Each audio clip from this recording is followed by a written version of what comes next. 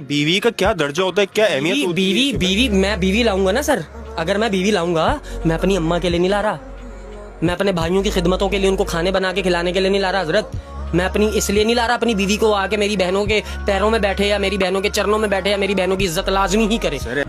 तो भाइयों को ये बात समझने की जरूरत है, नंदों को ये बात समझने की जरूरत है, सास को ये ससुर को ये बात समझने की जरूरत है कि मियाँ और बीवी के दरमियान अगर भाई आ रहा है लड़के का या लड़की का, अगर बहन आ रही है लड़के की या लड़की की, तो वो लोग कसूरवार हैं। आप ये कहना चाह रहे हैं मियाँ बीवी का दर्जा बहुत बुलंद है? मियाँ और बीवी के रिश्ते से जो उनकी अहमियत है ना, वो सबसे ज्यादा करीब के है। बस मुझे इतना पता है। मेरा कोई हक नहीं बनता मैं अपने शादीशुदा भाई से जाकर ये कहूं कि तेरी शादी हो गई, अब तू मुकर गया, अब तू मुझे टाइम नहीं देता। भाई तुझे क्यों टाइम दे, तुझे गोद में लेके पालना उसने सारी जिंदगी। भाई आजकल इस लड़की को भी समझना चाहिए ना, आजकल की लड़की को क्या समझे बीवी का क्या दर्जा होता है, क्या अहमियत होती है? बीवी मैं बीवी लाऊंगा ना सर।